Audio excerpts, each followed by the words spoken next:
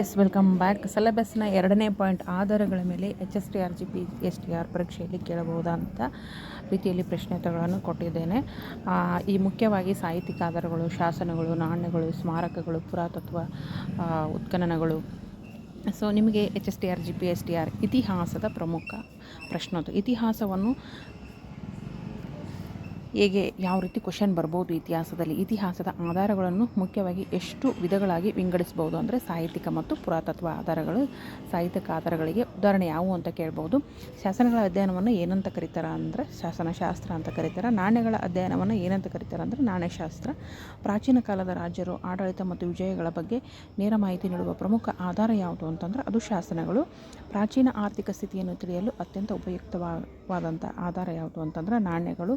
ಪುರಾತತ್ವ ಉತ್ಖನನಗಳಿಂದ ಯಾವ ರೀತಿಯ ಮಾಹಿತಿಯನ್ನು ಪಡೆಯಬಹುದು ಅಂತಂದರೆ ಪ್ರಾಚೀನ ಜನರ ಜೀವನ, ಸಂಸ್ಕೃತಿ, ವಸತಿ, ವಸ್ತುಗಳು ಮತ್ತು ತಂತ್ರಜ್ಞಾನದ ಬಗ್ಗೆ ಮಾಹಿತಿ.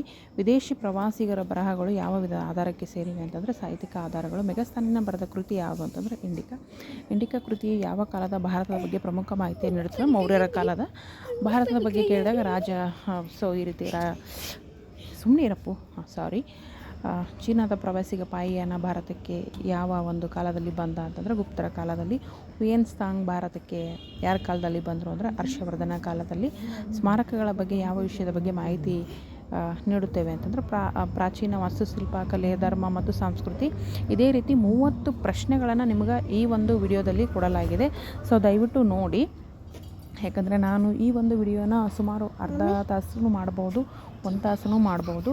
ಆದರೆ ನಾನು ಕೂಡ ಓದಬೇಕಾಗಿರೋದ್ರಿಂದ ನಾನು ಯಾವ ರೀತಿಯ ಪ್ರಶ್ನೋತ್ತರಗಳನ್ನು ಇತಿಹಾಸಕ್ಕಾಗಿ ಓದ್ತಾ ಇರ್ತೀನಿ ಅಂಥ ಪ್ರಶ್ನೆಗಳನ್ನು ನಿಮ್ಮ ಜೊತೆ ಶೇರ್ ಮಾಡ್ತಾ ಇರ್ತೀನಿ. ನೀವು ಪ್ರತಿಯೊಂದು ಪಾಯಿಂಟ್ ಕೂಡ ಓದ್ಕೊಳ್ಳಿ, ತುಂಬ ಅನುಕೂಲ ಆಗುತ್ತೆ. ಪರೀಕ್ಷೆಯಲ್ಲಿ ನೇರವಾಗಿ ಕೇಳಬಹುದಾದಂಥ MCQ ಪ್ರಶ್ನೋತ್ತರಗಳನ್ನು ಕೂಡ ಕೊಡಲಾಗಿದೆ. 4 ಆಪ್ಷನ್ ಕೂಡ ಕೊಡಲಾಗಿದೆ. ಕೊನೆಯಲ್ಲಿ ಉತ್ತರ ಕೂಡ ಕೊಟ್ಟಿದ್ದೇನೆ. ಸೊ ನೀವು ನಿಮ್ಮ ಒಂದು ವಿಡಿಯೋವನ್ನು ಏನು ಮಾಡಿ ಅಂತಂದರೆ ಸ್ಲೋ ಆಗಿ ಇಟ್ಕೊಂಡು ಎಷ್ಟು ಪ್ರಶ್ನೆಗಳಿದ್ದಾವೆ ಅಷ್ಟು ಪ್ರಶ್ನೆಗಳನ್ನು ಮೊದಲು ನೀವು ಮನಸ್ಸಲ್ಲಿ ಇದು ಸರಿನಾ ಅಂತ ಅಂದ್ಕೊಳ್ಳಿ. ಆಮೇಲೆ ಪ್ರಶ್ನೆಗಳಿಗೆ ಉತ್ತರವನ್ನು ಹೇಳ್ತಾ ಬನ್ನಿ. ಎಕ್ಸಾಂಪಲ್ ನಾನು ನಿಮಗೊಂದು ಪ್ರಶ್ನೆಯನ್ನು ಹೇಳ್ತೀನಿ ನೋಡಿ.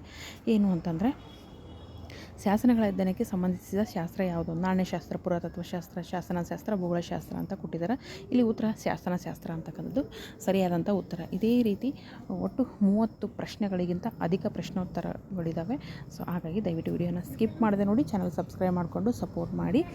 ಸೊ ಈ ರೀತಿ ವಿಡಿಯೋಗಳು ಇನ್ನೂ ಹೆಚ್ಚೆಚ್ಚಾಗಿ ವಿಡಿಯೋಗಳು ಬೇಕು ಅನ್ನೋದಾದರೆ ಕಮೆಂಟ್ ಮಾಡಿ, ಲೈಕ್ ಮಾಡಿ, ಶೇರ್ ಮಾಡಿ, ಸಬ್ಸ್ಕ್ರೈಬ್ ಮಾಡ್ಕೊಳ್ಳಿ.